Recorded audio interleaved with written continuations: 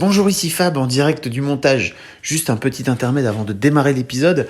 Je vous mets un lien directement dans les notes de l'épisode du podcast afin de vous proposer un petit sondage, histoire de comprendre un peu mieux qui vous êtes. Surtout si vous avez 2 minutes, n'hésitez pas à venir répondre. Ça me permettra aussi de savoir ce que vous cherchez, ce que vous attendez dans la suite du Boys Club. Voilà, merci beaucoup. Et puis à tout de suite dans l'épisode. Salut. Coucou, c'est Mimi. Coucou, c'est Fab. Et bienvenue dans The Boys Club. The Boys Club, c'est le podcast de Mademoiselle sur les masculinités qui n'est pas sorti depuis très longtemps, puisque ça fait des mois qu'il n'y a pas d'épisode, et des mois que je dis de façon semi-malhonnête à tous les gens qui me demandent « C'est où le Boys Club ?» Je leur dis « Bientôt des nouvelles !» Smiley sourire, mais ça commence à faire longtemps bientôt. Espèce d'arnaque. Mais je savais pas, à ma décharge, c'est toi que j'attendais. Ah bon ? Car je ne savais pas exactement ce qu'il allait advenir de ce podcast, même si moi j'avais pris une décision de C'est mon côté. moi que t'attendais depuis le mois de décembre. Ouais. Vraiment ? Ouais. Ah mais je savais même pas. Bah c'est pas grave, t'as pris le temps, t'avais peut-être d'autres choses à foutre aussi, tu vois. Mais t'avais pas trop toi envie d'en refaire de toute façon. Non, moi j'avais décidé que j'arrêtais, mais Ah. j'attendais. Spoiler, j'arrête le Boys Club. Ok, on va en parler. Oh là là, grosse surprise. Ça fait 8 mois qu'elle a pas fait d'épisode. Incroyable, elle avait l'air si passionnée. Non, du coup, je vais arrêter le Boys Club pour des raisons dont nous pouvons discuter dans cet épisode, bien nous allons sûr. en parler. Hein, tout en Mais fait. quand j'ai décidé d'arrêter, je t'ai proposé à toi, Fab, de le reprendre. Et j'attendais que tu prennes ta décision pour savoir est-ce que j'annonce le Boys Club est fini, bye, ou est-ce que j'annonce j'arrête le Boys Club, mais le Boys Club continue, ce qui est autre chose. Et je suis très contente que ce soit cette dernière option. Il y a des gens qui m'ont dit dis donc, tu reprends le Boys Club, mais c'était pas le projet de Mimi normalement ? Un peu style, tu lui as piqué ou pas ? Comment ça se passe ? Genre le mec, alors si jamais vous n'avez pas suivi, Fab a vendu Mademoiselle et s'est barré de Mademoiselle, ce qui est quand même un gros changement dans ta vie, bravo Alors, Fabrice. c'est barré, ça fait vraiment style, le mec s'est barré. Non mais je veux dire, t'as pas vendu en restant Non, j'ai dans la décidé boîte. de t'es faire parti, autre quoi. chose de ma vie. Voilà. Et on aurait pu croire que du coup t'es parti avec le projet genre dans ta poche arrière en mode je te pique le Boys Club en partant, ça te fera la bite. Pas du tout. Car j'avais, comme vous l'avez compris, décidé déjà d'arrêter le Boys Club. Et au contraire, moi je suis ravie que Fab le reprenne parce que je suis contente que ce projet quand même que j'aime de tout mon cœur continue à vivre. Et certes, à la base, c'était mon idée que tu m'as aidé et motivé à lancer, que tu m'as aidé à co-animer pendant quand même la majorité des épisodes. Mais je pense qu'il va se transformer et vivre une nouvelle ère grâce à toi. Et je suis contente. J'aurais pas été déprimée qu'il s'arrête juste parce qu'un projet qui s'arrête, c'est pas grave. Mais je suis contente qu'il continue dans les meilleures conditions. Peut-être que vous découvrez à l'occasion de ce podcast que effectivement j'ai décidé de revendre Mademoiselle et de faire autre chose de ma vie. Si vous le découvrez, je vais vous mettre un petit lien dans les notes de l'épisode pour que vous lisiez ma lettre d'adieu que Qui est un peu jolie. que j'ai écrite afin d'expliquer mes raisons, n'est-ce Tout à pas ? fait. Mais quoi qu'il arrive, en fait, on aurait fait cet épisode même si j'avais pas. Oui, dans tous les cas, on décidé aurait de fait un reprendre épisode le final. Le Boys Club. On serait pas parti comme des voleurs en mode il y a plus d'épisode, au revoir. Où j'aurais au moins à minima fait un article, mais c'est cool de faire un épisode quand même parce qu'à la fin c'est un podcast quoi, ça s'écoute. Et je suis contente de faire cet épisode final avec toi. Mais moi aussi. C'est un peu une closure et l'ouverture vers autre chose. Tout à fait, une passation de Un témoins peu comme l'histoire ça. de ma vie en ce moment. Oui, c'est Plus ou très moins, ça. il y en a beaucoup. Bon, Mimi, qu'est-ce que tu as appris pendant combien de temps ? 2 ans 2 ans de Boys qu'on a Club, fait ce Boys Club. qui était toutes les 2 semaines, puis toutes les semaines, puis de temps en temps. Enfin, c'était pas une fréquence extrêmement fiable, mais ouais, 2 ans de Boys Club quand même. Qu'est-ce que tu as appris ? Parce que à la base, c'était on va vous renvoyer vers l'épisode numéro 1 avec Arthur, Mhm, qui était ton gars d'époque, tout à fait. où tu expliques un petit peu pourquoi tu as voulu lancer ce projet, etc. Donc si vous voulez en savoir plus, Sur la jeunesse du projet, vous pouvez aller réécouter ou écouter le premier épisode. Tout à allez fait. là-bas. En attendant, toi, c'était un peu ton idée de te dire, ok, il est temps de donner la parole à des mecs et de leur faire parler de masculinité. Donc après, on a fait combien d'épisodes en tout ? Bah pas mal, hein. Tu le sais ou pas ? Plusieurs dizaines. Après, je sais pas exactement combien. La moitié des Bah infos. oui, je vais pas tout préparer, n'est-ce pas ? Mais Moi non c'est plus. juste qu'à un moment donné, tu mettais les épisodes et puis après t'arrêtais. Ouais, il fallait parce qu'en fait, numéro. ça servait à R. C'est Non, vrai. mais je sais pas, on doit en avoir fait 30 ou 40. 2 fois par mois pendant 2 ans, ça se tient. Hein. Ça peut le faire, ouais. Qu'est-ce que t'as appris toi pendant cette quarantaine d'épisodes sur les mecs ? Alors, la réponse rigolote, mais vraie quand même, c'est que j'ai appris que vraiment beaucoup de mecs se branlent avec leurs potes quand ils ont 13 ans. Ce Dès que l'épisode je ne savais 1. pas, oui. Donc ça, c'est toujours une bonne info à avoir en soirée, en dîner de famille et tout. C'est sympa comme sujet de conversation. Non, mais en vrai, oui, plus sérieusement, je savais pas que la branlette entre potes était si répandue. Et d'ailleurs, je pense que dans l'épisode 1, on m'entend tombé un peu de ma chaise en mode ah ouais, donc c'est normal dans votre vie. C'était ton gars en plus qui le sort. Donc vraiment un mec avec qui t'avais des discussions. Plutôt une forme d'intimité, quoi. Voilà. Mais voilà, quand tu sais pas qu'un truc existe, tu penses pas à le demander, tu vois. Du coup, j'ai appris que oui, ça fait partie de l'expérience de découverte de la sexualité de plein de mecs, de la découvrir avec leurs potes masculins, ce qui était intéressant. Mais le vrai truc que j'ai appris, c'est que les mecs ne réfléchissent pas du tout à leur masculinité de façon consciente pour la majorité d'entre eux. Et puisque le but de ce podcast, c'était de faire un truc qui était vraiment accessible. Moi, mon auditeur idéal dans ma tête, c'était un jeune mec de 18-20 ans qui a jamais trop réfléchi sur son genre, qui est peut-être un peu paumé parce qu'il y a plein de paroles féministes qui disent plein de choses sur les hommes dans lesquelles il se reconnaît peut-être un peu ou pas, qui sont rarement positives aussi, parce que voilà, dans le patriarcat, il y a plein de trucs à déconstruire, mais du coup, quand t'es un mec, tu peux être un peu paumé en mode... Du coup, c'est tout pas bien ce que je suis, d'accord, quoi. Suis-je le démon ? Et la féminité a été très très très réfléchie, et discutée, et décryptée, et remise en question, parce que les femmes avaient besoin de remettre en question cette idée de la féminité pour se libérer. Mais je pense aussi qu'elles n'ont pas le choix, les meufs. Oui, c'est ça, en fait, on n'a pas eu le choix, parce que on n'avait pas le droit d'être des citoyennes à cause de ce qu'on considérait comme inhérent à notre genre. Donc, c'était important de montrer que notre genre était ce qu'on voulait en faire pour montrer qu'on pouvait être des citoyennes. Les hommes étaient déjà citoyens et votaient et tout, donc il n'y a pas eu la même urgence vitale à réfléchir sur qu'est-ce que ça veut dire être un homme, puisque a priori, au premier abord, être un homme, ça t'empêche de rien. Donc t'as pas besoin de réfléchir à comment être un homme différemment, puisque c'est pas un problème dans ta vie d'être un homme, tu vois. Je pense aussi qu'il y a un truc où on te plaque ta féminité dans la gueule quand t'es une fille dès le plus jeune âge. Alors, les garçons aussi. Hein. Mais en fait, c'est un peu moins... je pense que c'est un peu moins contraignant de ce fait-là. Je pense que quand t'es un garçon dans les normes de genre, ça va. Mais si t'es un garçon qui aime les tutus et les Barbies, tu vois, tu vas très vite te prendre les normes de genre dans la gueule quand même. C'est juste que en grandissant, tu vas pas forcément te dire en fait, je peux remettre ça en question et tout, parce que juste il y a pas beaucoup de ressources et c'est pas encore très discuté, même si ça l'est beaucoup plus en cet été 2020 où on enregistre que en cet automne 2018 où on a lancé le Boys Club, donc c'est très bien. Non, en 2017, puisqu'on a fait une pause récente. Et du coup, ce que j'ai appris, c'est que plein d'hommes n'ont pas réfléchi à leur masculinité, et c'est limite tant mieux, parce que mon but, c'est d'avoir un podcast qui peut être une forme d'ouverture du sujet pour des hommes qui n'ont jamais spécialement réfléchi. Je voulais pas faire un podcast qui prêche déjà des convertis et qui est un peu trop...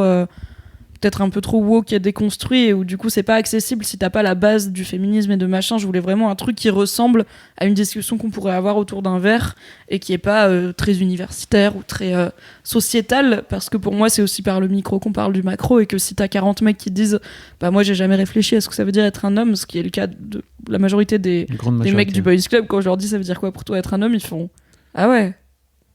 Je sais pas. Avoir une bite, souvent, ça se résume la un bite peu à ça, quoi. est revenue plusieurs fois, mais il y avait quand même la première réponse, généralement, c'est je sais pas, j'y ai jamais réfléchi. Et après, dans l'heure où on discute, parce qu'on s'arrête pas là en mode super, merci d'être venu. Dans l'heure où bien sûr, on se rend compte qu'il y a plein de choses qui veulent dire être un homme, mais c'est pas un truc auquel ils ont réfléchi. Et du coup, ça se goupille bien dans ma volonté de faire un podcast un peu vraiment 101, niveau 0, de réfléchir sur les masculinités. Déjà, il faut y réfléchir. Donc, je pense que c'est le truc dont je me doutais, mais qui m'a vraiment été confirmé, c'est que les hommes ne conscientisent pas leur genre, pour la plupart. Et que plus t'es un homme qui ne correspond pas aux critères de genre, plus tu le conscientises, ce qui est plutôt normal. Mais tout comme quand t'es hétéro, tu vas pas trop conscientiser l'hétérosexualité, sauf si tu en doutes, si tu la remets en question. Du coup, ça m'étonne pas que les hommes qui étaient le plus loin dans leur réflexion, c'est souvent des mecs qui sont pas à 100% dans les normes de genre, tu vois, par rapport à, je sais pas, un Tanguy qui est un grand barbu, à l'aise avec sa teub, à l'aise avec son corps et tout, il a pas tellement d'occasion de déconstruire sa propre masculinité, puisque au premier abord, il a pas l'impression qu'elle l'entrave en quoi que ce soit. Après, c'est aussi le mec qui m'a dit j'irai jamais voir un psy, je suis pas malade. Donc en vrai, ça leur handicape un petit peu, mais c'est un chemin. L'autre truc aussi, c'est que c'est d'autant plus vrai, je trouve, ce que tu racontes, c'est qu'on a eu pas mal de mecs plutôt woke dans les invités de Mademoiselle. Et donc ça veut dire aussi que ces mecs-là qui sont en général plutôt qu'on a exposé au féminisme d'une manière ou d'une autre, ils prennent pas le miroir en fait à un moment donné pour se dire ok, moi ma masculinité, qu'est-ce que c'est, quoi. Donc c'est d'autant plus compliqué, je pense, quand c'est pour des mecs, et c'est pour ça aussi que ce podcast est d'autant plus précieux, je pense, c'est que ça libère un peu la parole. Mhm. L'autre truc aussi, c'est parce que pour revenir à la branlette entre potes, l'autre truc qui m'a marqué, c'est qu'il y a un vrai double standard. C'est que tu as demandé à plusieurs reprises, est-ce qu'il y a des meufs, si vous êtes des meufs et que vous vous êtes branlés entre potes à l'adolescence, envoyez-moi des DM ou des messages. Et tu me disais que tu en avais reçu 2, c'est ça ? J'en ai eu très peu, j'en ai eu quelques-unes mais qui étaient vraiment petites, donc t'as le truc de t'as pas conscience que c'est sexuel et tout, donc pour moi ça compte pas parce que c'est un peu du touche pipi, mais t'as pas encore conscience que la sexualité c'est mal. Et j'en ai eu une ou deux qui est vraiment des bails de pyjama party à 12-13 ans, donc ils peuvent vraiment se rapprocher d'une branlette entre potes. Généralement il me semble qu'il y avait pas de support porno, là où dans la branlette entre potes, surtout pour les invités qui ont grandi avec le porno, ça arrivait quand même régulièrement. Et il y avait un truc de... En fait, on se branle dans la même pièce et on sait qu'on est en train de se branler, mais on n'est pas en train de partager l'expérience non plus, tu vois. T'es un peu moins décomplexé, je pense. C'est pas gay. C'est pas gay, mais je pense que pour les filles, c'est moins inquiétant, peut-être. Enfin, le fait d'explorer une forme de potentielle attirance pour les filles quand t'es une fille, sans vouloir dire que l'homophobie envers les lesbiennes n'existe pas, pas du tout, elle existe, mais t'as ce truc de explorer qui est un peu valorisé socialement, tu vois, alors qu'un mec, il faut absolument pas qu'il soit gay. L'homophobie latente chez les garçons, elle est un peu plus... Ouais, je pense qu'il y a une peur en fait que peut-être les filles n'ont pas, une peur de l'homosexualité, et je suis pas, parce que c'est vu comme une forme de prédation. Il y a je sais plus, il y a un genre de, pas un dicton féministe, mais il y a un truc qui dit les mecs hétéros qui sont mal à l'aise avec les mecs gays parce qu'ils ont peur que les mecs gays les draguent, ça veut dire qu'ils ont juste peur d'être traités comme les mecs hétéros traitent les meufs, ce qui est un peu vrai. C'est pas Donc il y a un côté prédateur, tu vois, comme par exemple alors William, dans un épisode qui maintenant a été supprimé à sa demande, et il n'y a pas de souci, il parlait, donc William qui est homosexuel, il disait que lui il n'était pas invité au truc de branlette entre potes parce que c'est très différent quand dans la pièce t'as quelqu'un qui potentiellement te désire. Mais après ça, je pense que c'est pareil pour les filles. Je sais que, enfin en tout cas moi quand j'étais au collège-lycée, il y avait des filles qui étaient lesbiennes ou bi, ou en tout cas qui réfléchissaient à la potentialité d'être avec des filles, et c'était pas toujours bien vu dans les vestiaires et tout, tu vois, t'avais ce côté j'ai pas envie que tu me désires, ce qui est très bizarre, genre. C'est pas grave d'être désiré, juste. T'avais des filles à ton époque qui étaient déjà outées Pas beaucoup, okay. mais une ou deux, Parce ou alors il suffisait des fois d'une rumeur, tu vois, machin de 4ème B, elle est lesbienne, fais gaffe, elle va te coincer dans les vestiaires, tu vois, ce qui est complètement débile, et peut-être qu'elle l'est même pas, mais même si elle l'était, c'est pas grave. Donc il y avait un petit peu ça, mais je pense que c'est beaucoup plus présent chez les garçons, ce truc de... Il faut pas te retrouver dans une position où tu peux être désiré par un mec gay, parce que sinon c'est un peu comme si c'était contagieux, tu vois, alors qu'en vrai, toi t'as rien fait, ça te rend pas gay, tu vois. Mais bon, c'est compliqué l'hétérosexualité masculine. On en a bien parlé dans ces 40 épisodes, parce qu'on a quand même pas mal parlé de... On a eu quand même une majorité d'invités hétéros et cisgenres, donc qui correspondent au genre qu'on leur a assigné à la naissance, n'est-ce pas ? Et c'était aussi une volonté, en fait, de moi et de toi, c'était d'essayer de faire un truc qui est un peu... alors sans coller aux chiffres à 100%, mais qui est un peu représentatif de la population française, pour rester relatable, pour permettre toujours l'identification avec ce jeune gars que j'imagine qui est mon auditeur lambda.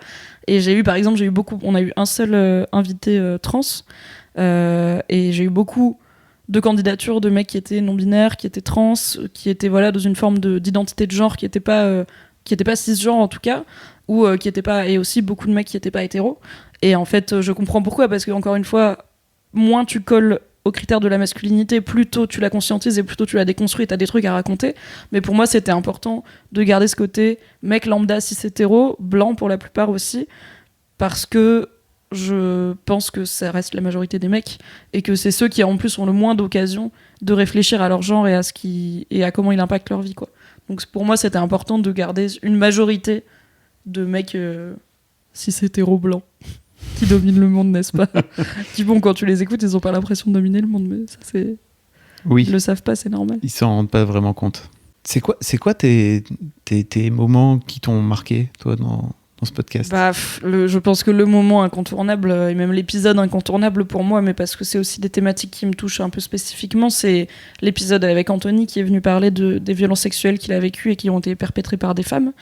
Et déjà, la jeunesse de cet épisode est intéressante, puisque Anthony se revendique de mouvements masculinistes et virilistes, et du coup, il écoutait alors, on peut pas lui enlever ça, c'est qu'il écoutait fidèlement le Boys Club et il critiquait pas sans savoir, contrairement à d'autres membres de ce mouvement qui ne prennent pas le temps de lire ou d'écouter avant d'avoir une opinion.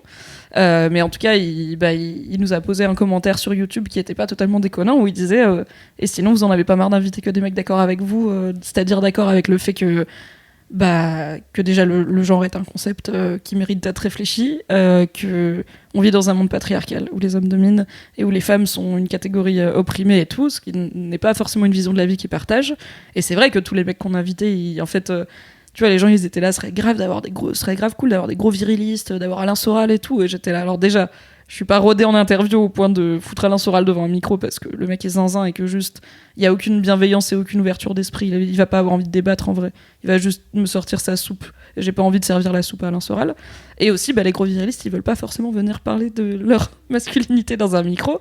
Et on va pas se mentir, la bulle que chacun se crée fait que j'en connais pas beaucoup et que c'est pas forcément des mecs qui vont être touchés par les podcasts de Mademoiselle. Donc bon, Anthony nous a laissé ce commentaire, ce à quoi on lui a répondu ouais, t'as pas tort, tu veux venir parce qu'apparemment t'es pas d'accord avec nous.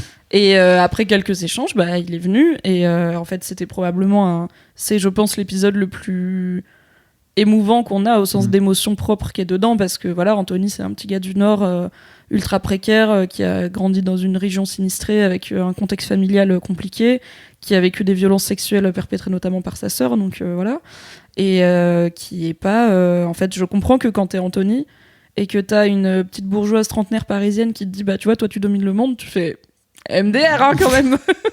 Pas trop. Et en fait il a la voix qui tremble, il parle de ce qu'il a vécu et il est pas du tout il est pas venu pour faire de l'argumentaire masculiniste, il a accepté de jouer le jeu et de venir raconter son histoire, et je pense que c'est une histoire qu'on entend peu, parce que je pense qu'il y a beaucoup de mecs comme Anthony, et que j'étais très contente de pouvoir intersectionner un petit peu aussi le Boys Club en parlant aussi des problématiques de classe sociale.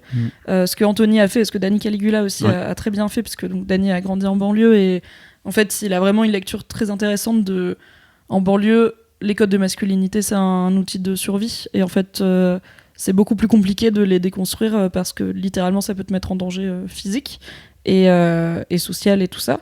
Et notamment, il parlait du rap et du fait que, en fait, oui, le rap a l'air sexiste et homophobe, mais en fait, déjà, il faut se rendre compte qu'il y a beaucoup de second degré dans le rap et beaucoup de personnages. Et aussi que, en fait, quand t'es en banlieue et que t'es en galère et que t'es en mode survie, tu ne peux pas t'autoriser à questionner ton hétérosexualité ou ta virilité parce que tu risques de comment on dit quand on tombe dans un escalier, pas dévaler. Si, dévaler. Qu'est-ce que tu voulais dire? Ouais, tu risques de dégringoler en bas de l'échelle sociale assez vite. D'accord. C'était un peu ça l'idée. Donc voilà, mais c'est vraiment Anthony qui a ouvert cette parole à la fois au sujet. Je pense que c'est, je veux pas dire de bêtises, mais je pense que c'est le seul à m'avoir ouvertement parlé de violences sexuelles qu'il a vécues et qu'il reconnaît comme telles. Ce qui veut pas dire que les autres invités ont pas vécu des trucs où leur consentement était pas toujours tight, mais c'est pas forcément quelque chose qu'ils ont identifié. Ça les a pas marqués, oui. Et c'est pas forcément quelque chose dont ils parlent, en tout cas dans le podcast. Et moi, en fait, je suis arrivée au sujet des masculinités par la parole des hommes victimes de viol à la base, puisqu'il y avait eu donc en 2014, j'avais relayé cette fameuse vidéo de pourquoi le viol c'est vraiment hilarant, où c'est un mec qui lit un texte qui explique que quand c'est un homme qui est violé, c'est forcément drôle parce que t'as pas le choix. Petit détail technique, mais je vais mettre tous les liens dont tu parles dans les notes du podcast, histoire que vous puissiez aller voir. Tout sera là. Voilà.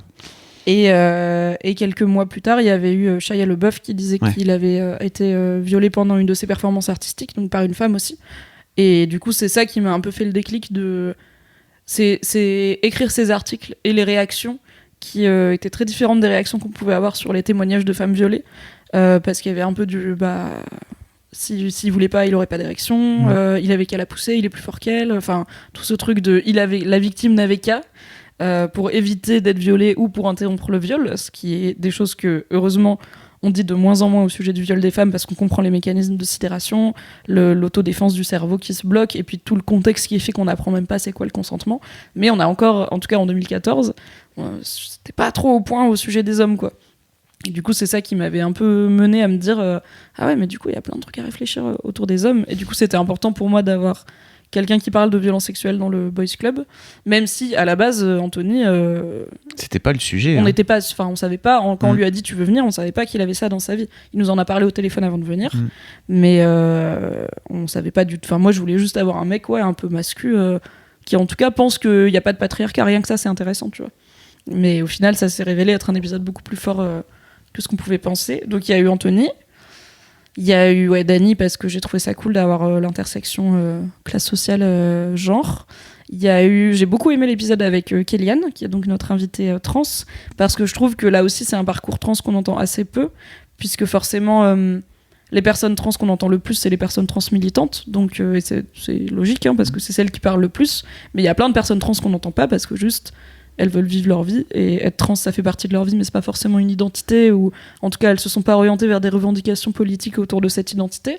Et Kéliane, il était là, juste, en fait, je suis un petit gars, il vit je sais plus où, genre à Clermont-Ferrand, il a une go, il va au boulot, et en fait il vit sa meilleure vie. C'est juste que pour arriver à cette vie d'homme extrêmement banale, il a un parcours qui était atypique, puisque quand il est né on lui a dit qu'il était une fille alors qu'il était un garçon. Et je trouvais ça intéressant de non seulement, enfin pour moi c'était sûr qu'il fallait avoir un mec trans dans le boys club, parce que au bout d'un moment c'est aussi très intéressant de questionner la construction des masculinités par quelqu'un qui a dû se créer une identité masculine qui n'était pas évidente au premier abord.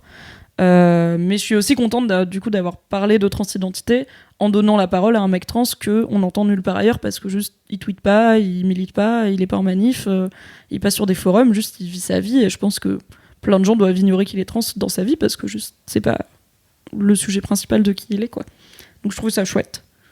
Bilal Hassani, c'était top aussi, on va pas se mentir, parce qu'en plus c'était juste avant qu'il fasse l'Eurovision et tout, et là je me souviens, ça fait un peu vieille conne, mais bon, il est quand même très jeune, tu vois, il avait 18 ou 19 piges à l'époque, et vraiment le mec est dans le turfu, et il a une maturité et un rapport tellement tranquille au fait d'être un homme gay drague marocain en France, tu vois. J'étais là, waouh. Et en plus moi je suis marocaine, et vraiment je connais pas du tout des gens marocains qui jouent avec le genre, parce qu'on va pas se mentir, l'homophobie et la transphobie c'est quand même très présent aussi au Maroc.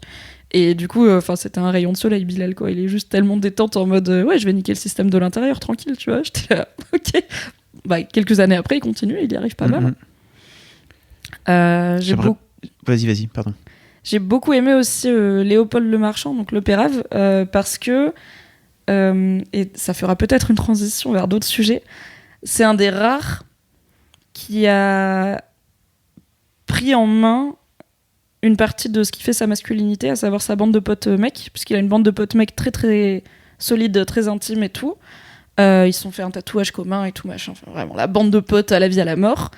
Et en fait, en parlant avec des meufs féministes et en réfléchissant à la communication bienveillante et à la vulnérabilité et aux masculinités, il s'est rendu compte qu'avec ses potes, il se parlait pas vraiment.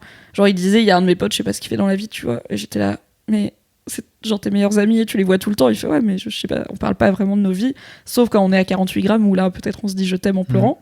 Et du coup, il a consciemment réuni ses potes pour leur dire vas-y, on va se parler de nos vies sans attendre d'être bourré, et vas-y, on va modifier la façon dont on communique pour avoir une relation plus intime et plus saine. Et j'ai trouvé ça dingue. Ce qu'il disait aussi, c'était que c'était en groupe qu'ils avaient du mal à communiquer, que le groupe avait tendance à tirer un peu les individus vers le bas. En revanche, quand ils étaient en tête à tête, ça allait beaucoup mieux pour parler de leurs émotions et de leurs sentiments. Simplement, le groupe a tendance à... Oui, c'est vraiment l'aspect bande de mecs, tu vois, qui change la dynamique sociale. Et j'ai trouvé ça vraiment cool qu'ils prennent le problème à bras le corps, et alors je sais pas si ça a tout changé, tu vois, mais je trouve qu'il y a une forme de courage à... C'est un peu les étapes, tu vois, genre d'abord tu conscientises rien, ensuite tu conscientises ta propre masculinité et ton propre rapport au monde et au genre, et ensuite il faut arriver à porter cette voix dans ta vie sociale. Et c'est compliqué parce que tu risques de perdre des gens, et tout le monde veut garder sa vie sociale, et personne veut se fâcher avec ses amis parce qu'il a réfléchi à son genre, tu vois. Et t'as pas envie de te rendre compte que potentiellement peut-être tes potes sont des gros cons aussi, tu vois, genre si tu ne parles jamais vraiment de rien et que tu fais juste des vannes et que tu bois des bières, tu risques pas de te rendre compte que tes potes ils partagent pas tes valeurs.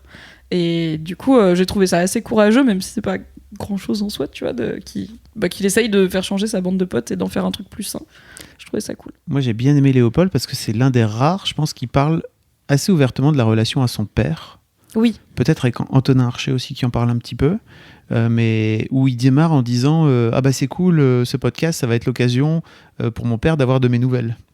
Ah oui, genre... Minute 1. Ok, c'est un sujet. Oui, c'est sûr, ça c'était cool. Et c'est un vrai truc chez les mecs aussi. Et ça, je pense que c'est l'un des trucs que je vais tenter de creuser, moi, un peu plus sur le rapport au daron. Parce qu'en plus, ça me touche en tant que gars qui fait histoire de daron aussi, de voir un petit peu comment les mecs arrivent à à se tirer un peu vers le bas en fait émotionnellement, souvent en rapport avec leur propre père qui sans doute vient aussi lui-même d'un rapport un peu compliqué avec son propre père aussi. Bref, des émotions. Tu veux dire que c'était de daron tout le long? Donc ouais, c'est vrai.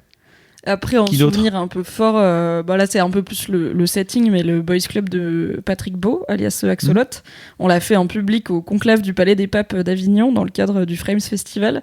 J'étais stressée comme pas permis, alors qu'en soi le Boys Club ça me stresse pas parce que je sais faire et qu'en plus je suis avec toi et c'est détente. Patrick je le connais donc c'est pas un inconnu. J'avais déjà fait un épisode en public avec toi, même si c'était genre dans un amphi de fac donc c'était déjà beaucoup moins impressionnant. Ouais. Mais du coup en soi, j'avais aucune raison d'être aussi angoissée aussi stressée par cet épisode. Mais je me souviens que vraiment, 1 heure avant d'y aller, j'étais en terrasse à Avignon, j'avais les mains moites, j'étais pas bien. Je fumais clope sur clope et j'étais en mode la pression. Mais je pense que c'est le décor est tellement... Enfin, tu vois, genre, historiquement, la religion catholique, elle se pose là, tu vois. Genre, elle est pas subtile. Et du coup, je sais pas, le Palais des Papes, je savais aussi que plein de gens, donc comme Patrick Beau, c'est un des fondateurs du Frames Festival, plein de gens allaient venir pour le voir lui, mais ne connaissaient pas forcément le Boys Club, donc il y avait un côté un peu vitrine de nouveaux auditeurs, nouvelles auditrices, de est-ce qu'ils vont comprendre ce que je fous là avec un micro à lui parler de sa bite, tu vois, alors que le mec, il vient de l'entendre parler de vulgarisation. Bonjour, c'est moi la meuf chelou. Mais au final, c'était très bien, mais juste, c'est un de ceux qui m'a le plus stressé, alors que en soi, il n'y avait pas trop de raisons. Mais ça claquait quand même. Mais je pense qu'il y a un autre truc aussi, c'est que ce format, il n'est pas fait pour être fait en public, en fait. Non, c'est compliqué, un truc intimiste. Ça change un peu la donne. Hein. Mais même toi, tu vois, dans ton épisode, alors qu'on était... déjà, on était toi et moi, donc c'est toi que j'interviewais, donc voilà, il n'y avait pas de tierce personne. Et il y avait 100 personnes, tu vois, qui étaient là pour nous écouter, donc c'était très cool, mais c'est pas le Stade de France. Mais c'est beaucoup. Oui, c'est beaucoup. Mais quand tu regardes, genre, tous les épisodes ont été écoutés par plus de 100 personnes, mais juste tu les as pas en face de toi, quoi. Et du coup, ouais, c'était un peu intimidant. On n'a pas parlé de ta bite, parce que je t'ai pas demandé comment va ta bite dans cet épisode, parce qu'on était devant des étudiants. Je te dis, ah wesh. Et aussi, c'était plus tôt dans le podcast. Genre, le podcast existait depuis quelques mois, je crois. Donc j'avais moins l'habitude aussi. Mais il y en a, il y a quelques invités auxquels j'ai pas osé demander comment va leur pénis. Oui, alors... Il y a eu au moins toi et Camille Lacour. Camille Lacour. Mais quand c'est des restas, Nicolas Duvauchel, je suis pas sûre que je lui ai demandé non plus. Gringe, tu lui as demandé. Ouais, mais parce que Gringe, il était trop détente, wesh. Le mec, Gringe, c'est aussi un pur souvenir, parce qu'en vrai, j'ai vraiment grandi avec Orelsan et Gringe, tu vois, depuis les premiers albums et tout. J'étais une petite ado qui écoutait les Casseurs Flotteurs dans le bus en allant à la fac. Et du coup, me retrouver quelques années plus tard, il y a un côté vraiment glow-up, tu vois, sur un canapé à interviewer Gringe en full détente. Le gars, il est là, il est posé, il a fait la bise, il a fait un vlog, il a fait un selfie, il est là en mode ouais, vas-y, on parle de quoi, trop cool. Et en plus, il a vraiment joué le jeu. Donc, même s'il était c'était pendant la promo de son album, mais il a vraiment fait le taf. Il a parlé de son frère qui a des problèmes de santé mentale et tout. Enfin, il était très cool et très marrant en plus.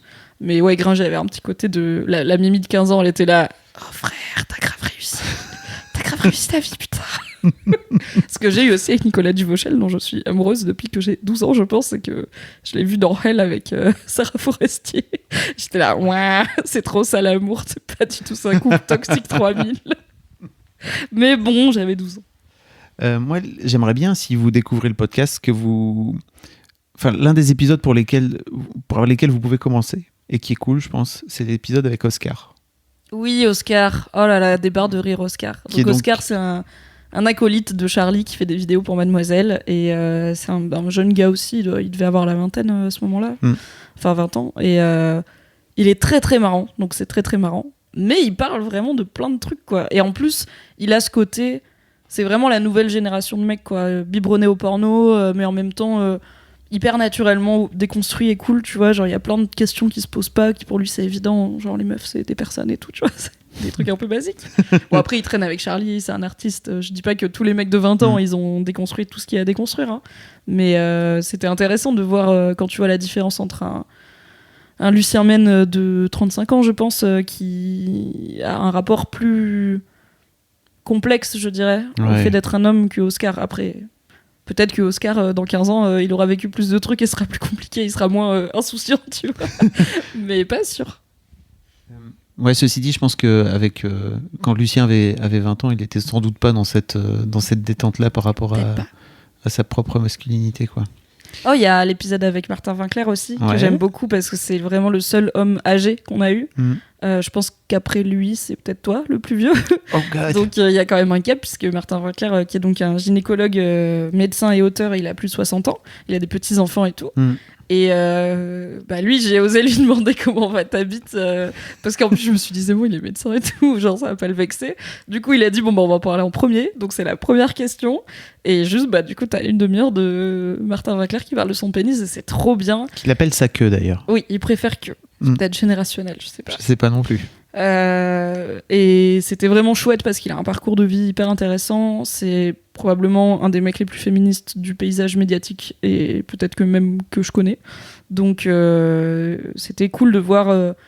Ça veut dire quoi être un homme quand t'as 60 ans et qu'en même temps c'est la santé des femmes ton métier.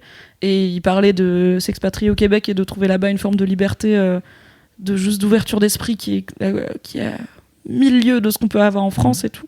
Donc c'était vraiment un chouette épisode. Et juste après, il avait fait une histoire de daron avec toi. Donc en plus, si vous écoutez Martin Winkler, vous aurez un double ouais, plaisir. C'est vrai. Histoire de grand daron même. Oui, c'est ça, qui était fou aussi. Attends, oui. Moi, un des trucs qui m'a marqué, c'est les 3 mecs. Ah oui, on les adore. Qui sont passés... dans les bureaux de Mademoiselle, voilà, complètement à l'improviste. Oui, donc c'était ces 3 petits gars qui ont tous, genre, je sais pas, entre 20 et 25 ans, quoi. Des étudiants, des bonnes bouilles, vraiment, bonnes bouilles, je les adore. Et en fait, ils faisaient un truc entre eux, basé sur une émission qui s'appelle Nu et culotté, où en fait, tu pars d'un point A, t'es tout nu, t'as rien, t'as aucun matériel. Bon, ils disaient qu'ils avaient genre un portable de secours et une carte bancaire au cas où, mais le but, c'est pas s'en servir. Et tu voyages comme ça, donc avec du stop, avec des dons de fringues des gens et tout. Et eux, ils avaient décidé, après quelques années à faire ça entre potes, ils s'étaient dit putain, on n'arrive pas à motiver nos copines meufs à venir.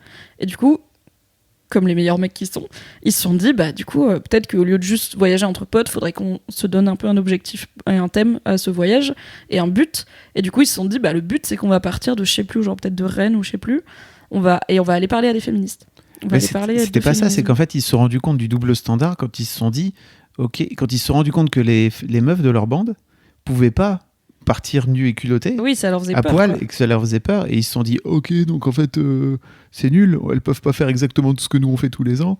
Et je pense que ça a été l'un des trucs ça a été leur déclic et ils ont donc décidé de se renseigner sur le féminisme parce qu'ils se sont rendus compte qu'ils voulaient en apprendre plus et que ils avaient plein de choses à découvrir. Et donc, dans leur périple, il y avait on va aller voir Mademoiselle à Paris.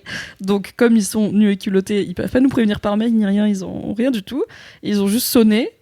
Et ils avaient une GoPro sur un bâton en plus pour se filmer parce qu'ils en font une vidéo YouTube à la fin. Et je sais plus qui a ouvert et m'a dit genre Mimi, il y a 3 gars avec une GoPro. Et j'étais là, quoi ? Et j'ai ouvert et c'était donc ces 3 gars habillés en décathlon. En bac de dons de Décathlon avec leur GoPro qui faisait salut, on est 3 gars, on voyage et on voudrait parler de féminisme. J'étais là, je vous adore, mais aussi j'ai du travail. Revenez demain, on fera un boys club. C'était là, d'accord, quelle heure ? Et ils sont partis. Et ils sont revenus le lendemain à 10h et on a fait un boys club avec eux 3 et ils sont vraiment genre trop choux, ils sont trop bienveillants, ils ont une super amitié, ils savent rien sur ils savent pas grand chose sur le féminisme, ils savent rien sur les masculinités, mais tu sens qu'ils sont good vibes, quoi, ils sont sur le bon chemin. Et je sais pas si depuis ils ont creusé ce sujet dans leur vie personnelle et tout, mais c'était trop un bon moment et je trouve que c'est rare d'avoir des exemples de camaraderie masculine saine. Et c'est un bon exemple de passer, je sais pas, ça doit faire 1h30 avec ces 3 mecs qui parlent de masculinité et qui se disent je t'aime, je crois, dans l'épisode en plus. Parce qu'à un moment, ça doit être toi qui leur dis est-ce que vous dites je t'aime, ils sont là, ah ouais, je t'aime. Il y en a un qui est un peu moins à l'aise, l'autre, il y en a un très à l'aise, un peu moins à l'aise, et un qui s'en fout un peu, et du coup, ça fait un ping-pong à 3 très intéressant. Ça, c'était trop pur. Parlant de camaraderie, il y a un autre épisode qui était génial, moi, que j'ai trouvé fabuleux, c'est donc il y a Lamua qui est venu dans un des tout premiers, deuxième épisode 2, et qui parle de sa bande de potes et qui raconte à quel point sa bande de potes, elle est un peu toxique et qu'elle a tendance à, un peu comme Léo, quoi, tendance à tirer les individus vers le bas et tout. Et apparemment, cet épisode a créé au sein de leur bande un vrai débat. Bah ouais, parce qu'ils étaient là, mais quelle image tu nous donnes enfin, on fait des blagues, on n'est pas du tout comme ça et tout, et en plus c'est dégueulasse parce que toi tu vas raconter ça dans un micro et nous bah non. Et du coup l'ami m'a dit ça et j'ai dit dis-leur de venir raconter ça dans un micro. Et du coup ils sont venus 3 de ses potes racontait ça dans 2 de ses potes, et Lame, qui du coup 3 ou 2, je sais plus. Ouais, ils 2 sont et Lame, 2, c'est ça. et Vous Lame êtes qui 4. co-animait parce que du coup toi t'étais pas là. Et comme il les connaît bien, je lui ai C'était dit trop en bien fait, qu'ils co-animent. ouais, je lui ai dit je pense que je vais avoir besoin de toi parce que toi tu sais quand ils vont essayer de m'embrouiller et de pas répondre à mes questions. Moi je sais pas encore, et en plus c'était que j'avais pas encore beaucoup d'expérience en interview et en podcast. Et du coup, je sais qu'il y a plusieurs moments dans l'épisode où il est là, non mais les gars, là vous abusez, vous êtes trop malhonnêtes, genre, pas du tout, vous mentez. Et c'était grave bien parce que c'est pareil, c'est des gars. Alors ils sont zéro déconstruits, ils sont pas à l'aise avec l'homosexualité masculine, peut-être un peu trop pas à l'aise pour que ça cache pas quelque chose, mais ça c'est leur chemin personnel. Bon, je ne déduis rien, on en a parlé même dans l'épisode et avant et après parce qu'on a bu un coup. Et tu sens qu'ils veulent pas mal faire, mais que c'est compliqué. Du coup, c'est compliqué pour eux quand Lame leur dit c'est pas parce que vous avez pas de mauvaises intentions que ça crée pas un résultat qui est plutôt toxique. Et les blagues sur, je sais pas, c'est marrant de. Il y a tout un truc de jeu sexuel un peu bizarre. Ils sautaient tous l'un sur l'autre. Enfin, c'est ça, ils sautaient désignaient un dessus mec. pour lui mettre un doigt dans le cul, Ouais, un truc comme ça pour lui faire une olive. Ouais. Ce qui n'est pas du tout perçu comme une agression sexuelle, alors qu'un peu quand même. Il y avait des bails de, en fait, c'est marrant de, je sais pas, de se foutre sous la douche ensemble ou d'en foutre un sous la douche. Enfin, c'est très genre, si tu veux niquer tes potes, nique tes potes, tu vois. Pourquoi tourner autour du pot? Mais ça, c'est ma vision de meuf qui pense que tout est un spectre, tu vois. Mais du coup, c'était hyper intéressant comme discussion, et Lame m'a dit que même lui, qui est du genre à quand même lancer des discussions profondes et tout, il n'avait pas forcément eu toute cette discussion-là aussi longtemps avec ses potes, parce que là, ils pouvaient pas esquiver, quoi. Ils pouvaient pas changer de sujet ou aller ailleurs dans la soirée. Ils étaient sur un canapé avec un micro et let's go, quoi. Donc, mais c'était très bien.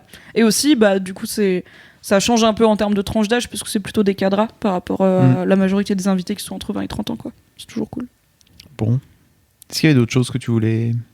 Ouais, je voulais savoir, c'est qui que toi, t'aurais aimé avoir dans le Boys Club?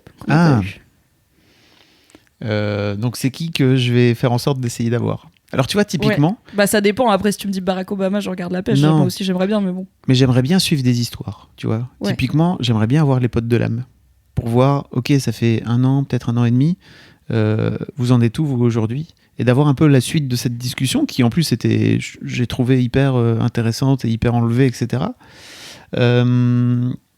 J'aimerais bien avoir la suite de l'histoire d'Anthony aussi. Tu vois, donc j'aimerais bien pouvoir je crois que ça va pas beaucoup mieux. refaire coucou à Anthony, parce que j'ai pas, tu lui as envoyé des messages? On se suit sur Twitter et on se parle pas personnellement, mais il critique parfois des articles de Mademoiselle. Il dit pas souvent quand c'est bien, il dit pas quand c'est bien, il dit quand c'est pas bien. Et en fait, c'est dommage parce qu'il a toujours cette méfiance où il me prête en tout cas et à Mademoiselle en général et aux féministes en général, je pense, des intentions. Où en gros on part je pense que dans sa tête on part avec cette idée que les hommes sont pas bien, que c'est pas bien les hommes.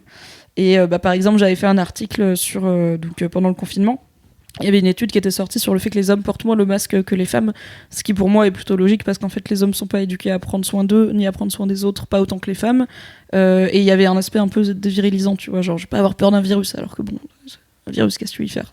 Mais c'est un peu comme les mecs qui mettent pas de crème solaire, tu vois, parce que non seulement ils prennent pas soin de leur corps, mais en plus ils se protègent pas. Si tu te protèges, c'est que t'es faible. Et donc j'en parlais dans l'article, mais sans non plus tirer des conclusions incroyables, mais je disais voilà, une forme d'hypothèse et tout. Et en fait il m'avait répondu, Anthony, sur Twitter en disant comme d'habitude vous prêtez des intentions aux mecs, enfin vous tirez des conclusions complètement absurdes en partant du principe que si les mecs n'en mettent pas, c'est parce qu'ils trouvent que c'est dévirilisant, alors que c'est peut-être juste que je sais pas, qu'ils ont pas peur du virus, tu vois, par exemple, ou des trucs comme ça. Et en fait j'avais essayé de lui dire, mais en fait ça me saoule parce que tu pars du principe que je suis hyper hostile aux mecs, et j'avais l'impression que du coup l'échange qu'on avait pu avoir et le moment qu'on a pu vivre, tu vois, avec le Boys Club, ça nous avait fait un peu dépasser ça, cette méfiance là. Et il m'a répondu un truc genre essaye pas de jouer sur les sentiments, ça va pas marcher. Je dis, ok. Je pense que je n'ai pas réussi à convaincre Anthony qu'il y a des féministes qui veulent le bien des hommes, notamment des hommes qui n'ont pas une vie facile. Mais j'ai essayé, et surtout lui, il nous a donné sa confiance et son épisode, donc c'est ça le plus important, quoi. Donc peut-être qu'il voudra par contre revenir faire un épisode avec toi, hein, c'est possible. C'est l'une des questions que je me pose en fait, c'est que maintenant que je vais être tout seul et qu'on va être entre couilles, si je puis me permettre, enfin en tout cas dans la majorité des cas, Est-ce que ça va être plus simple pour moi, tu vois, de pouvoir avoir des invités que, par exemple, peut-être qu'ils avaient peur de te parler, tu vois. Et l'une des raisons pour lesquelles, je sais pas trop si on en a déjà parlé, ça, mais l'une des raisons pour lesquelles on avait créé ce duo, c'est qu'en fait, à la base, tu voulais faire les interviews tout seul. On a sondé quelques mecs, et la plupart des mecs qu'on avait sondés à l'époque nous avaient dit « Ah non, mais moi, s'il y a qu'une meuf, et en plus, c'est des gens qu'on connaît, c'est des potes, etc. » Donc, c'est pas des gens méfiants de toi d'une manière générale. Mais ils avaient dit non, en fait, moi, je veux qu'il y ait au moins un gars qui soit tamponné masculin avec moi, qui puisse... Ouais, et puis il y a un truc de... Moi, je pense que c'était très bien de commencer ça en duo parce que toi, tu voyais... Enfin, t'avais plein d'idées que moi, j'avais pas parce que t'avais vécu des trucs en tant que mec que moi, je connais pas parce que vous en parlez pas, vous les mecs, notamment la branlette entre potes, tu vois, par exemple. Et du coup... j'ai appris au fil des épisodes en te regardant faire, mais je pense que surtout dans les premiers, il y a vraiment plein de sujets que tu mets sur la table que moi, j'aurais complètement laissé passer. Je pense qu'il y a cette forme de confiance de ok, il y a un mec qui comprend ce que je dis, qui comprend de quoi je parle, ce que j'ai vécu. Et il y a aussi le fait de... En fait, je pense que si t'es un mec qui a jamais trop réfléchi à son genre et que tu vas parler de ton genre à une meuf féministe qui bosse dans un média féministe parmi les plus connus, je pense que t'as peur d'aller au tribunal, tu vois, qu'on te fasse ton procès et tout derrière. Ce qui était d'ailleurs, moi j'étais très très contente pour revenir à Anthony, toutes les réactions à son épisode étaient pleines d'empathie et tout, alors que vraiment il y a au-delà de ce qu'il a vécu, il parle quand même du fait qu'il est pas d'accord avec la doctrine féministe, qu'il est pas d'accord avec des stats et tout. Enfin, il parle aussi du fait qu'il se considère comme antiféministe, ce qui n'est pas toujours un discours très bien accueilli, mais en fait il a tellement fait cet effort de vulnérabilité que tout le monde était dans l'empathie et en mode c'est pas grave si on n'est pas d'accord politiquement, il n'empêche que je suis en empathie avec ce que t'as vécu et que personne ne mérite de vivre ça et que ça permet aussi de comprendre pourquoi d'où il vient par rapport à cet antiféminisme et tout. Donc oui c'est très bien qu'on ait créé ça à deux, mais je pense qu'il y a des gens que t'auras que moi j'aurais pas eu parce que déjà ce sera plus sous l'écurie Mademoiselle, et en vrai je pense que Mademoiselle a quand même une image assez spécifique pour plein de gens, qui peut être très positive ou très négative ou entre les deux, et que en fait si tu penses que Mademoiselle c'est des genres de féministes extrêmes qui veulent polisser le langage courant et qui sont pour l'écriture inclusive avec des points médians partout, et que t'es un mec qui est pas du tout dans ce délire là, je pense que tu vas pas chez Mademoiselle parce que t'as pas du tout l'image que ça peut être un magazine pour toi, et donc là t'auras pas le logo Mademoiselle dessus, et c'est juste un mec, donc c'est juste une discussion entre mecs, donc je pense que ça fait moins peur que d'avoir une petite go qui s'appelle Mimi et qui t'envoie un DM en mode salut, tu veux parler de ta vie? Parfois ça marche, cela dit. Mais tu sais qu'il y a un truc qu'on n'a pas fait dans cet épisode, Fabrice? Non. Mais on n'a pas dit pourquoi j'arrête. C'est vrai. Finalement. En fait, on n'a pas un peu expliqué pourquoi, mais déjà pourquoi t'avais arrêté, enfin pourquoi t'as arrêté? Yes, alors j'ai pas sorti l'épisode depuis longtemps parce que j'ai perdu le feu sacré du Boys Club, et c'est plutôt normal au bout de 2 ans, je pense. Ça m'enthousiasmait moins, j'avais moins envie de m'en occuper, j'avais moins envie, et je suis désolée pour... mais je leur réponds, je leur enverrai un petit mail quand on sortira cet épisode, mais je suis désolée pour tous les mecs qui ont candidaté pour participer, auxquels j'ai pas répondu ou que j'ai laissé en vue. C'est pas contre vous personnellement, hein, c'est juste que le podcast m'a un petit peu... lassée, en partie parce que j'avais cette impression de plus apprendre grand chose, parce qu'au final beaucoup d'expériences masculines se ressemblent, tout comme beaucoup d'expériences féminines se ressemblent. La vulnérabilité c'est compliqué, le rapport au corps c'est compliqué, le rapport aux darons et aux autres mecs c'est compliqué, le rapport aux meufs c'est pas toujours simple, et après bien sûr il y a plein de nuances et plein d'histoires uniques, mais ça faisait un petit moment que j'avais pas eu d'épiphanie de voilà, j'ai découvert un truc que je savais pas de la vie des mecs, donc j'avais peur que ça devienne un peu un podcast redondant, tu vois. Comme il n'y a pas, enfin par exemple dans l'autre gros podcast masculinité en France, c'est les couilles sur la table, et c'est pas un épisode d'une personne, c'est un épisode d'un thème, donc en fait t'as toujours des thèmes, tu vois, et les épisodes du Boys Club ont des thèmes sous-jacents selon la personne, mais c'est plutôt une personne, un épisode, et du coup ça me lassait un petit peu. Il y avait aussi le fait que j'avais vraiment quasiment que des candidatures, donc j'en parlais tout à l'heure, de mecs qui étaient soit pas cisgenres, soit pas hétéros, etc., et que c'est pas ce que je voulais faire, de faire un podcast de mecs qui sont pas dans les codes classiques de la masculinité, même si ça me dérange pas de mettre des épisodes où il y en a. Et du coup, en fait, c'était soit je me sortais vraiment les doigts, je m'impliquais vraiment plus dans le Boys Club, et j'allais, moi, chasser des profils qui m'intéressaient, et je me relançais un coup de motivation, soit j'arrêtais. Et l'autre raison pour laquelle j'ai arrêté, donc ça, c'est pour ça que j'ai pas sorti l'épisode depuis 6 mois, c'est parce que juste ça m'a lassé, et après, en vrai, on a d'autres choses à faire dans notre vie que le Boys Club aussi, donc on avait pas mal de trucs à faire, notamment Fabrice vendait son entreprise et il y a eu le confinement et tout, donc c'est pour ça qu'il y a eu 6 mois entre le dernier épisode et le ok, officiellement on arrête, Fabrice le reprend, c'est très bien. Même plus, hein, c'était en décembre. Ouais, c'est vrai qu'on est déjà presque en août. Dans ma tête, on est en été, donc c'est la moitié de l'année. Mais la vraie raison pour laquelle j'arrête, c'est que je pense que j'ai atteint une bonne partie de ce que je peux faire en tant que meuf dans le format du Boys Club. Je vais pas arrêter de m'intéresser aux masculinités, d'en parler sur Mademoiselle, à l'écrit, peut-être en vidéo, peut-être en podcast, enfin de plein de façons. C'est un sujet qui continue à me passionner, où je pense que j'ai plein de choses à découvrir. Mais justement, avec le Boys Club, je découvrais plus grand-chose. Et je pense que c'est parce que je suis une meuf et qu'au bout d'un moment, il y a une limite à ce que moi, en tant que meuf, je peux faire pour libérer la parole des mecs. Je pense que t'auras des mecs que j'aurais pas eu. T'auras des mecs avec qui t'auras des discussions que j'aurais pas eu parce que vous serez entre mecs. Et il y avait aussi peut-être un petit côté, genre, ok, ça fait 2 ans que je bosse pour vous les mecs, est-ce que c'est pas maintenant l'heure de sortir les doigts et de faire votre propre truc sur la masculinité, tu vois, parce que je serai jamais la mieux placée pour parler de vos vies et vos expériences et vous donner la parole. C'est au bout d'un moment, il y avait aussi un truc, alors pas de genre expérience sociale comme ils disent sur YouTube, tu vois, mais un vrai truc de si en 2 ans à donner la parole à une 40aine de mecs pour parler de leur genre, ça donne pas envie à au moins l'un d'entre eux de donner la parole à des mecs, c'est peut-être que ça intéresse pas les mecs d'écouter des mecs, tu vois. C'est peut-être que les mecs sont pas prêts en fait pour avoir des contenus autour des masculinités parce qu'en soi c'est fait par des meufs, c'est écouté par des meufs principalement, et bah si ça vient pas, c'est qu'il y a, tu vois, genre il y a peut-être pas de besoin en fait, peut-être que vous êtes pas ready, il y a pas de Mademoiselle masculin, il y a pas de lutte pour tu vois les grands trucs de je sais pas la lutte pour un congé paternité plus long, pour ne plus circoncire les bébés garçons, il y en a, mais c'est très... T'as suivi, là, on a fait une tribune avec quelques darons. Oui, et c'est en fait très bien, tu vois. Mais c'est pas ça, moi ce qui me fascine, c'est que c'est les meufs qui, jusque-là, militaient pour le congé paternité, l'allongement du congé paternité, etc.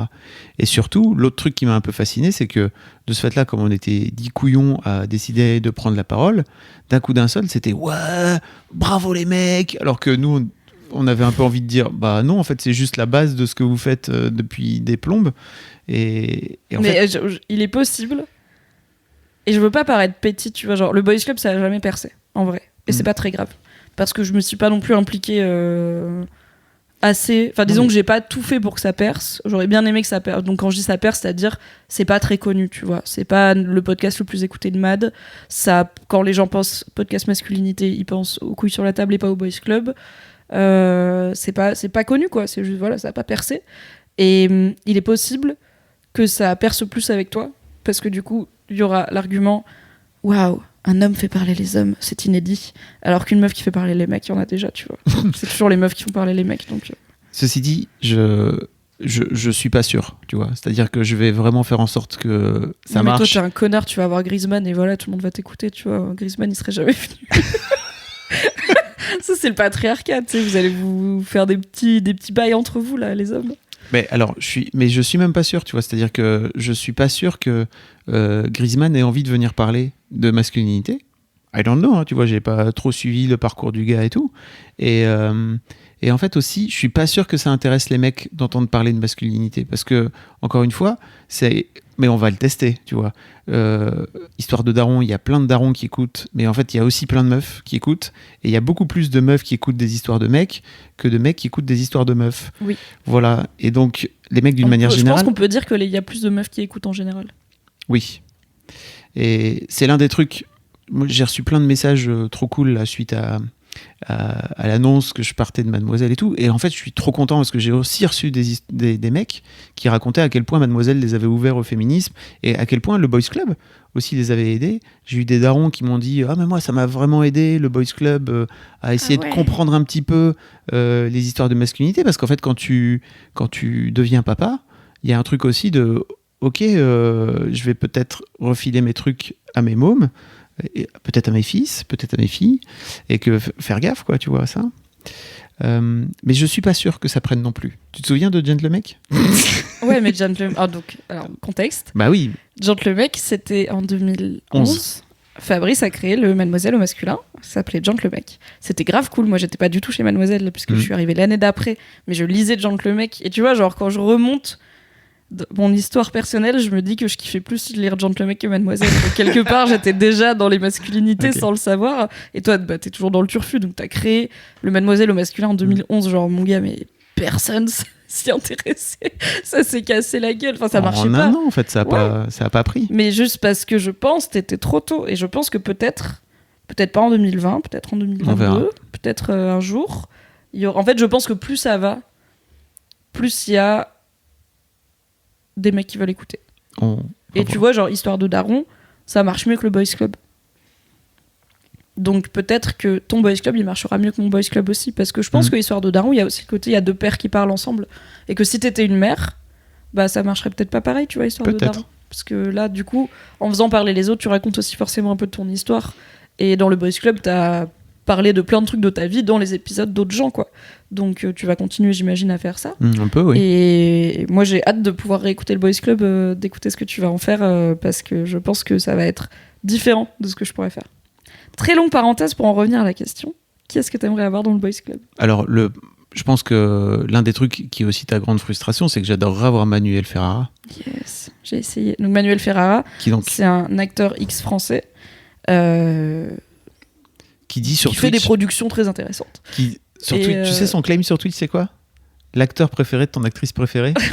Et quand c'est vrai, tout le monde aime Manuel Ferrara. Et en fait, il y a quand tu tapes, je sais plus, il y a une commande dans son chat Twitch, si tu veux, qui amène à une vidéo combini, d'un moment très précis d'une vidéo combini, où en gros les mecs demandent aux actrices c'est qui votre acteur préféré, et il y a plein de meufs qui disent Manuel Ferrara, so great, when he speaks in French, machin. Ouais, après voilà, c'est triché, c'était l'accent Frenchy.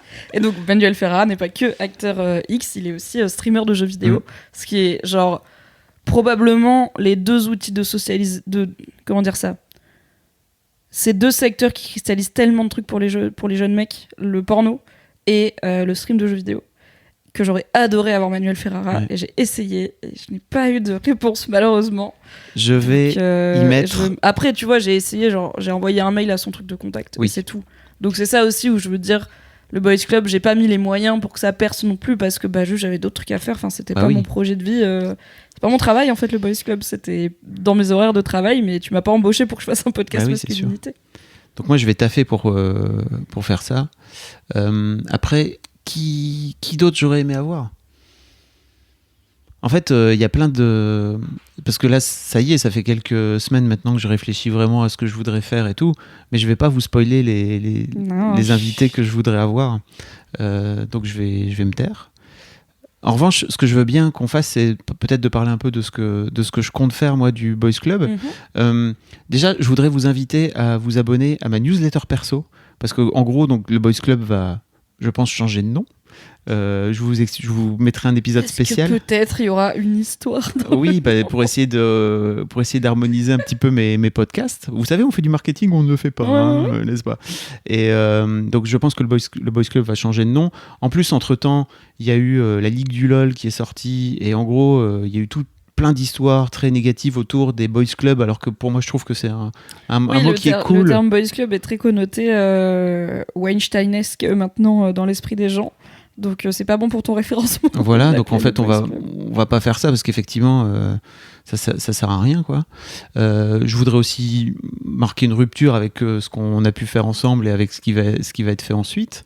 Donc abonnez-vous à ma newsletter, parce que donc je vous mettrai un lien dans les notes de l'épisode, parce qu'en fait je vais vous envoyer des petits sondages pour faire en sorte de tester auprès de vous les idées que j'ai, parce qu'en fait j'ai plein d'idées et je veux pas juste vous coller dans la gueule le truc que j'ai envie de faire, et surtout en fait ce que je voudrais faire, c'est d'essayer de revenir à un épisode par thème et de faire un petit peu ce que j'ai fait sur Histoire de Daron, et c'est-à-dire typiquement d'aller chercher une histoire particulière autour d'un père, et pas forcément d'ailleurs des restats, mais d'aller plus chercher des anonymes, parce que je pense qu'il y a plus d'anonymes, enfin j'espère en tout cas, qu'il y a plus d'anonymes qui ont des histoires à raconter, et puis d'aller pouvoir chercher effectivement, si Griezmann demain il veut venir me parler de masculinité, de comment ça se passe dans les vestiaires, dans le foot, etc. Why not ? Le grand secret, c'est que personne ne veut venir parler de masculinité. Il faut juste être assez bon pour convaincre les gens. Tu crois que Camille Lacour, il s'est levé un matin en disant j'ai grave envie d'aller parler de masculinité chez mademoiselle.com ? Non, c'est juste, si t'as Camille Lacour, t'as un autre sportif qui va t'amener un autre sportif, qui va peut-être t'amener quelque part autour de Griezmann et Mbappé, mais personne ne veut parler de masculinité, jamais. Oui. Sauf les chercheurs en masculinité. Exactement. Mais donc, en fait, déjà, je vais pas lui dire salut, viens parler de masculinité. Je vais lui dire salut, viens parler de ta vie en tant que mec. T'aurais pu me dire ça pendant 2 ans. J'aurais reformulé mes mails comme ça. Et ensuite, l'autre truc que je voudrais faire, mais ça, encore une fois, c'est à l'idée de projet, enfin, c'est à l'état de projet pour l'instant, c'est que je voudrais créer une conversation de mecs. Donc aujourd'hui, j'ai une machine qui permet de pouvoir enregistrer 4 micros en même temps. Et en fait, ce que je voudrais faire, c'est créer, alors je sais pas, un groupe ou plusieurs groupes de gars qu'on pourrait suivre et avec qui on pourrait avoir des débats, comme on pourrait les avoir autour d'un apéro, mais simplement on va l'enregistrer. Alors, il y a plein de questions qui s'ouvrent derrière, mais en tout cas, c'est un peu l'idée de pouvoir avoir à la fois un truc qui soit one-to-one, mais aussi d'avoir une fois de temps en temps un épisode un peu plus choral où vous pourriez alors encore une fois, soit changer de groupe à chaque épisode, soit d'avoir un groupe un peu identique à chaque fois et que vous puissiez vous identifier, finir par, j'imagine comme dans LMK oui, voilà. Est-ce que c'est la même dans bande à Laisse-moi chaque kiffer. fois que tu finis par connaître, ou est-ce que c'est Fab invite 3 mecs à chaque fois pour parler d'un truc? Je ne sais pas. Les deux ont de l'intérêt. Hein. Moi-même, je sais pas ce que je préférais. Parce que j'ai un peu peur Enfin, je me dis, c'est bien d'avoir la même bande à chaque fois, mais est-ce qu'il n'y a pas un moment où en fait tu te diras, en fait, tel membre de la bande, il a un peu fait le tour, tu vois? Genre, il apporte plus vraiment de trucs nouveaux, il a plus vraiment de trucs nouveaux à raconter, et du coup, si je l'enlève, ça va disrupter Exactement. malaise. Ou alors je change tous les X épisodes. Voilà. Tu vois, on dit ok, on est ensemble. On va faire 3 épisodes ensemble, let's go. Et puis après, je change. Parce qu'en fait, ce que je voudrais aussi, c'est d'avoir un casting de mecs qui soit le plus varié, le plus divers possible. Et en fait, c'est sûr que dès que tu n'as que 4 gars, dont moi, donc 3 gars, parce que moi, il faut que je sois dedans pour animer le truc, et ça fait tout de suite ça réduit vachement les possibilités, quoi. Donc moi, ce que j'aimerais en termes d'ambition, c'est que tu streames les épisodes coraux sur Twitch. Sur Twitch, ouais. Mais je sais que le fait de filmer et de streamer casse une forme d'intimité qui est parfois nécessaire. Mais je me dis que si tu gardes des one-to-one qui du coup sont plus intimes et plus... Mais je streamerais peut-être de l'audio, tu vois. Ouais, ça marche aussi, c'est un compromis. Mais comme ça, t'as une interaction, tu vois, t'as le chat et tout, ça peut être marrant. Je viendrai sur ton chat faire des vannes. C'est très probable aussi que je lance ma chaîne Twitch. Ça, je vous le dis comme ça, c'est que pour vous. J'espère que vous aimez Hearthstone. Non, pas du tout. Je pense à d'autres trucs. Je pense à d'autres trucs, Mimi. Twitch est... En fait, à partir du moment où tu peux publier des trucs, comment dire, tu peux diffuser des trucs qui passent sur ton ordinateur, tu peux parler de tout. Tout à fait. Pas que des jeux vidéo, d'accord. I know. Est-ce qu'on a fait le tour? Parce qu'on parle depuis longtemps, là, l'air de rien. Bah écoute, je pense que... je voulais quand même mettre un big up à cet incroyable moment de vie qui était l'épisode d'Aurélien Fernandez qui parle du jour où il s'est cassé la bite. Parce que, en fait, j'étais en train de me dire, je sais pas trop quel... Tu sais, tout à l'heure, je disais, les mecs, ils se battent pas encore trop pour le congé paternité, la circoncision et tout. Et du coup, je me suis dit, est-ce qu'on a eu un mec circoncis? Et après, je fais, oui. Et il l'a raconté pendant 50 minutes. Du coup, il avait eu un problème au frein. Et du coup, opération, suture, machin. Fab, PLS total. Moi c'était mon pote et je connaissais l'histoire. J'étais juste... En plus, il est marrant, ce con. Donc, j'étais vraiment morte de rire. Mais c'est un bon épisode. Et au-delà du fait que c'est marrant et que c'était marrant de te voir en PLS, on parle vraiment très peu de problèmes de santé sexuelle chez les garçons. Donc, c'était cool d'avoir cet épisode assez tôt. En plus, je pense, dans le tout début. Dans la première année, easy. Et sinon, moi, mon invité de rêve, c'est Anthony de Queer Eye. Voilà. Si tu l'as, je vais venir. Hein. Je vais me déguiser en toi. Je vais casser une porte. Je vais venir parler québécois avec lui. Parce qu'il est canadien, donc il parle français. Mais en vrai, genre, on fait pas de podcast en anglais chez Mademoiselle parce que tout le monde ne parle pas anglais en France. Je pense qu'il y a quelques personnes pour qui je ferais une exception. Et clairement, même si Anthony il parlait pas français, j'aurais fait parce que ou en tout cas n'importe qui de Queer Eye, tu vois, ce serait vraiment top parce que c'est probablement le contenu actuellement qui est le plus en phase avec les masculinités positives et tout, et c'est très chouette. Donc j'aurais fait une exception, mais il se trouve qu'en plus il parle la belle langue de Céline Dion. Ouais. Donc ça aurait été... Quand il venait à la Fashion Week de Paris, j'ai envoyé des DM en mode « Hello, coucou Anthony !» Non, il ne m'a pas laissé en vue car il ne l'a jamais ouvert. Bah oui, il a trop de followers. Mais peut-être que tu auras, on ne sait jamais, une s'ils tournée viennent, promo de Queer Eye, machin. S'ils viennent faire de la promo à s'ils viennent faire de la promo à Paris, ce qu'ils n'ont jamais fait pour l'instant. Non, ils l'ont pas fait. Bah, en même temps, ils font. Enfin, ça se passe au Texas, tu vois, leur truc. Donc, Bah ouais. c'est pas encore assez fat pour faire de la promo à Paris, mais un jour. Ils sont venus à Londres, par exemple, tu vois. Mais Ouais. bref. Je sais, on n'y était pas. La meuf saoulée. Non, voilà. Et j'aimerais bien que des mecs un peu plus vieux. Mais après, t'as Histoire de daron, tu vois, mais. Genre, Non, mais j'aimerais bien que t'aies mon daron, par exemple. Ouais. Dans l'un ou dans l'autre. Parce que Mais carrément. c'est pas comme si j'avais parlé paternité ou masculinité avec mon cher Bernard de 63 ans. Du coup, j'ai vraiment beaucoup d'affect pour l'épisode avec Vinclair, pour l'histoire de daron que t'as fait avec ton propre daron. Je trouve que la parole des hommes seniors, c'est vraiment une génération qui est encore moins éduquée à parler et à s'ouvrir. Donc il y a un côté encore plus précieux, tu vois, genre un petit gars comme Oscar, c'est un plaisir de l'écouter parler, mais je me dis Oscar, il a encore 60 ans de vie devant lui qui va être cool a priori. La parole d'un Vinclair ou d'un ton papa ou mon papa, elle est rare et elle va plus être là pendant si longtemps. Donc, Ben, disons qu'il y a des invités de daron que j'aimerais bien réinviter pour venir cool, parler de masculinité. Donc, mais oui, c'est un peu mon objectif aussi. Et en fait, d'une manière générale, je trouve que l'un des trucs que je veux faire et qui m'a un peu donné la foi et de me dire, ok, au-delà de l'aspect, j'ai pas envie d'avoir trop de podcasts à faire, de crouler sous le boulot, c'est que je trouve qu'on parle trop de masculinité toxique aujourd'hui et qu'en fait, c'est vraiment devenu un terme. Et heureusement, parce qu'en fait, il y a plein de trucs qui sont toxiques dans la masculinité. Et j'ai envie, en fait, de venir insuffler un truc de... En fait, la masculinité, c'est pas toxique. Et venir dire à tous les coups, masculinité, ça va avec toxique, c'est de la merde. Il y a plein de trucs dans la masculinité qui sont géniaux et qu'il faut que les mecs prennent et qu'il faut que les mecs embrassent et de mettre de côté effectivement les aspects toxiques et surtout d'en parler et d'en discuter et de foutre le doigt dessus et de se rendre compte en fait qu'il y a des trucs qui sont fucked up, mais surtout de se dire ok, en fait, dans le fait d'être un homme, c'est cool par plein d'aspects au-delà de juste dominer le monde. Oui, parce que ça, vous allez plus le faire après, au bout d'un moment, non. on va faire l'égalité. Ça suffit, quoi, tu vois. En plus, vous le faites pas très bien. Bah non, c'est beaucoup de guerre. Et tout, beaucoup de guerre. beaucoup de guerre. Ceci dit, on sait pas. Peut-être qu'il y aura autant de guerres quand les meufs domineront le monde, on sait pas. Ouais, vous êtes quand même débrouillé pour avoir l'arme nucléaire, donc ça limite un peu le risque de guerre, quoi. Après, tu sais, les gonzesses, elles ont leurs règles, elles ont le doigt sur le bouton, on sait pas, hein, on sait pas. C'est pas moi qui l'ai dit, d'accord. Putain. Merci Fab pour ce dernier épisode en ma compagnie de The Boys Club qui va du coup se réinventer avec toi et je suis très contente que tu gardes le projet et je suis sûre que tu vas en faire des trucs très cool. Ça fait plaisir. On a encore un épisode que je voudrais diffuser, je pense au cours de l'été, qu'on a enregistré tous les deux à l'époque de Mademoiselle. Il y a moult. Et en fait que je vais diffuser après cet épisode-là. Et ensuite, je vous ferai un petit épisode d'annonce du renouveau, quoi. Et puis surtout, abonnez-vous à ma newsletter encore une fois, parce que je vais vous envoyer des petits messages. Voilà, ça peut être cool. Merci à vous qui écoutez le Boys Club aussi. Merci beaucoup, que vous découvriez ou que vous soyez là depuis le début.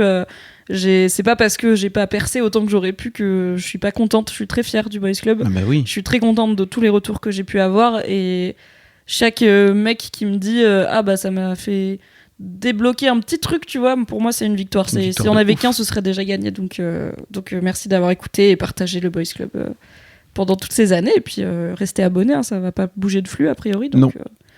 Les nouveaux épisodes arriveront là-dessus. Dans votre plateforme de podcast habituelle. Tout à fait. Et puis n'hésitez pas à mettre une note et puis 5 étoiles tant que vous y êtes pour faire connaître un peu plus le Boys Club. Grave. Des bisous. Des bisous. Bye bye. Merci à toi Mimi. Merci Fab.